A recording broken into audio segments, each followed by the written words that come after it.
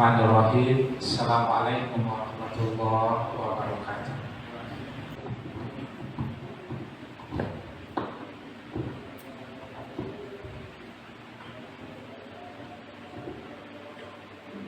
Alhamdulillah. Alhamdulillahillazi wa ilaika mustaka wa anta musta'an. Asyhadu an la ilaha illallah lahul malikul alam. Wa asyhadu anna Muhammadan abduhu wa rasuluhu sayyidul anam. Allahumma shalli wa sallim ala sayyidina Muhammad wa ala alihi wa ashabi ajma'in. Fa ya ayyuhal muslimun, usiku wa nasibi taqwallah faqad fazal muttaqun wa ta'atihi la'allakum tattaqun. Ma'asyiral muslimin rahimakumullah, hadirin jemaah tamu Allah yang kami hormati. Salah satu fungsi dari bulan Ramadan itu adalah Syahrul Tarbiyah atau bulan pendidikan.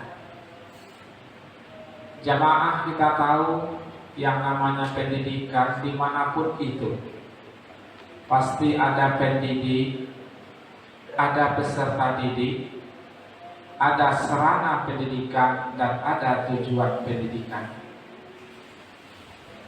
Di bulan Ramadan ada pendidik Allah Subhanahu wa Ta'ala, ada peserta didik murid manusia, ada sarana pendidikan, inilah puasa, ada tujuan pendidikan, itulah takwa. Itu yang terjadi di dalam bulan suci Ramadan. Ada proses pendidikan yang dilakukan, yang diberikan oleh Allah kepada manusia dengan sarana puasa. Diharapkan nanti manusia-manusia yang dididik menjadi terdidik, menjadi manusia yang bertakwa. Jemaah, coba kita tengok dalam proses pelaksanaan puasa itu tersendiri. Nanti terlihat sekali kemana kita diarahkan, kemana kita dididik oleh Allah Subhanahu wa Ta'ala, sehingga kita menjadi manusia yang diharapkan nanti akan menjadi manusia-manusia yang diharapkan. Coba lihat jemaah, kita lihat. Pertama sekali Allah mendidik kita menjadi orang jujur. Kita dididik menjadi orang jujur. Kenapa jemaah? Karena dalam praktek melaksanakan puasa itu sendiri, satu-satunya ibadah yang orang lain tidak tahu itu puasa. Kalau kita pergi sholat berjamaah, orang lihat kita lewat. Kalau kita bersedekah, minimal yang menerima tahu. Kemudian memang kalau kita pergi haji, pergi umroh, satu kampung orang mengantarkan kita. Tapi kalau puasa, tidak ada yang tahu. Ini proses pembentukan kejujuran oleh Allah kepada kita. Kalau kita makan di rumah kita, kita yang beli, kita yang masak, tidak ada yang tahu. Tapi kita berpikir Allah tahu. Ini adalah proses pendidikan. Allah menginginkan kita jadi orang jujur. Kenapa jemaah? Karena di saat kita jujur, ada hadis menjelaskan, alaikum birrusydiki fa innal sidqa yahdi ilal birri fa innal birra yahdi ilal jannah. Berlaku jujurlah kalian, karena jujur membawa kebaikan. Jujur membuat kita baik. Insya Allah kebaikan akan membawamu ke surga. Allah bentuk kita, Allah arahkan kita jadi orang jujur. Jamaah yang terhormat, yang kedua, Allah arahkan kita jadi orang sabar. Menjadi orang sabar. Kenapa jamaah? Karena sebetulnya dalam pelaksanaannya, makanan-makanan kita di rumah kita yang masak, tidak ada yang bisa melarang, dan itu halal. Tapi Allah melarang sebelum azan maghrib dikumandangkan, jangan kau sentuh dulu, walaupun kau sendiri yang mempunyainya.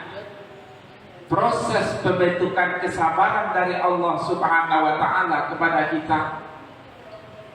Makanan kita di rumah kita tidak ada yang larang. Yang melarang Allah. Jamaah, Allah ingin kita menjadi orang sabar. Sedangkan sabar itu jamaah, kata Umar bin Khattab, seandainya ada dua kendaraan, satu bernama syukur, yang satu bernama sabar, aku bingung memilih kendaraan yang mana. Kenapa? Karena kedua-duanya sama-sama menuju Allah.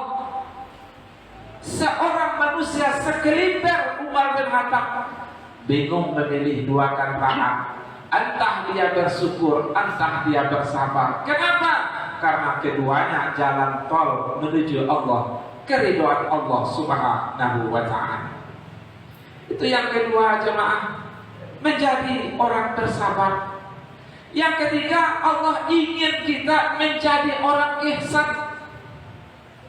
Ihsan itu jemaah, dalam hadis disebutkan Rasulullah, Anta'budullah ka'annaka tarahu wa illam yarahu fa innahu yaraka. Engkau beribadah kepada Allah seolah-olah kau lihat Allah. Walaupun kau tidak melihat Allah, tapi kau merasa diperhatikan Allah. Ini jemaah, Allah ingin tanamkan sifat ihsan di hati kita. Di saat sifat ihsan itu telah kita miliki jemaah, kita merasa diperhatikan oleh Yang Maha Mengetahui. Kita merasa diperhatikan oleh Yang Maha Gaib. Jemaah, di saat sifat ihsan itu telah tertanam di hati kita, pasti jemaah, kita akan sangat hati-hati dalam perbuatan kita. Di saat sifat ihsan itu sudah kita miliki, jamaah, di depan orang atau di belakang orang, ada orang atau tidak, kita akan sangat mengontrol perbuatan kita. Kenapa? Ada CCTV, ada yang sedang menilai. Dan itu adalah serana dari Allah berupa malaikat yang selalu mencatat perbuatan kita. Jamaah, begitu proses pendidikan yang Allah berikan kepada kita.